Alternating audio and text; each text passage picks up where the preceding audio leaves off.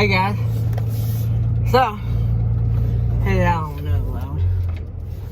Somebody asked me in the comment, and I think I failed to answer it. Seemed like it was Felix from Happy Place Camping asked me how many loads I do a month.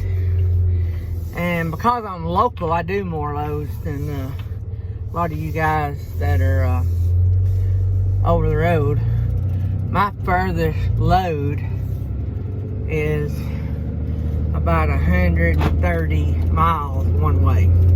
That's my furthest load. Now we do have some loads going further, and but I get my friends to run those for me, and because it's about all I can do to keep up with the short stuff. And I want to be home every night and every weekend and all that good stuff. But anyway, going back to what I was saying is about how many loads do I run a month. I'm going to say I run about, I didn't dig up all the numbers, but I run about, I probably average about 30 loads a month, maybe. There's some days I don't run any, some days I run 2. So I probably run about 30 loads a month. That's a good guess. I'll try to pull that up one day and see if we can get a better count. But yeah, I run more loads, shorter distance. Anyway, so I noticed, I'm taking y'all with me. I'm headed to a little town in Alabama, Atala, Alabama, to Jemison. Well, Jemison is a steel company, but Jemison also has a plant in Atala that makes parts for those garbage trucks that you guys have seen me haul. And so their truck is actually down, their semi that they deliver parts on is actually down. And so they called the company I haul for and asked if they could find a Hotshotter to come get the loads and haul them for them, so that, because Haul relies on getting those loads. Production is based off receiving so many loads a day, from what I understand. So but anyway, I'm going to get a load of parts at Jemison in Atala. But I noticed what I was going to say a while ago. I noticed this morning that in about a 24-hour span at the truck stop that I usually buy fuel at, fuel had dropped in 24 hours 55 cents. Yep, 55 cents. I get a fuel discount, and that was something else I want to talk about. So first, let me just say, yeah, fuel dropped 55 cents in 24 hours. What do we do with our fuel surcharge? Hang tight. Just like we don't get to start the fuel surcharge when it bumps the first time for just a little bit, well, we don't take it off just because it drops a little bit. It is still over $1 higher than it was a week and a half ago. I think it was about, I want to think it was in the 360 range about a week and a half ago, fuel was. And it's still, I think it dropped to 464, and it was at 519 yesterday.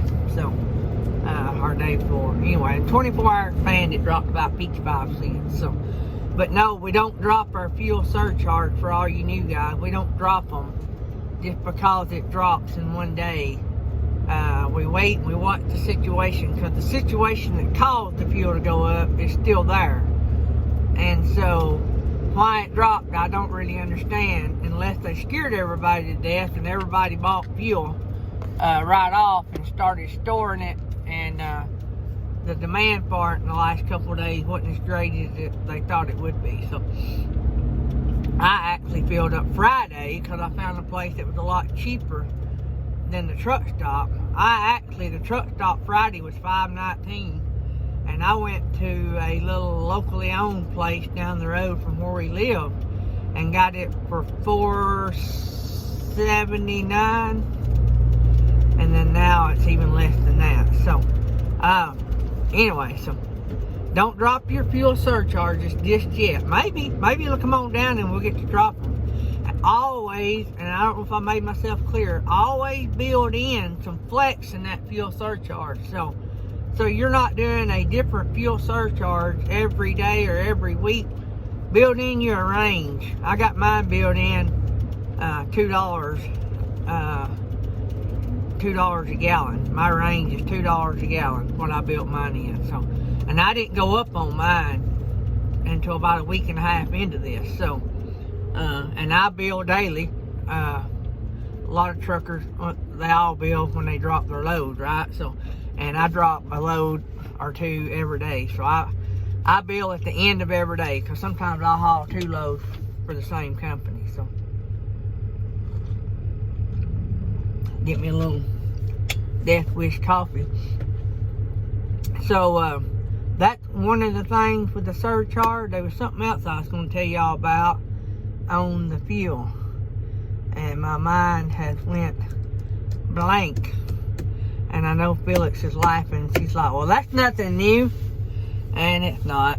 I'm like squirrel, and I forget what I'm doing. But anyway, that was the main topic I was going to talk to you guys about today, and bringing you guys along. Maybe today I can get out somewhere and let you guys see. I know what I was going to do. I was going to bring my little tripod and see if I could film some today. It's in a big plant. I don't know if they let me hang around, but I might have could have pulled out and filmed it. But anyway, I'll try to do some filming of me actually strapping down one day. But I don't have a good place. The company I haul for, we're usually in a hurry to get in and out, because usually when I'm unloading, there's 2 or 3 there waiting to unload, and if I'm loading, that's usually the case as well. So I don't like to hold up things.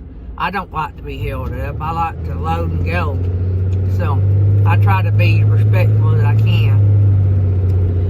So let me hop off here, and if I can think of something else to talk about, I'll hop back on. But don't drop your fuel surcharges.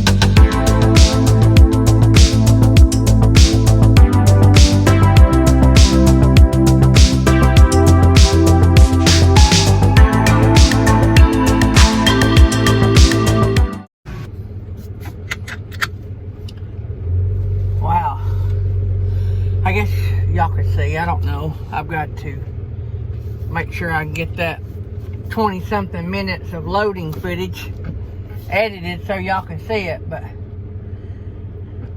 just to explain everything to you, I was about strapped down and ready to go on this load, and the forklift guy comes over and said, hey, he said, I need to get you to back up. We've got to unload that back pallet of stuff. The parts are wrong.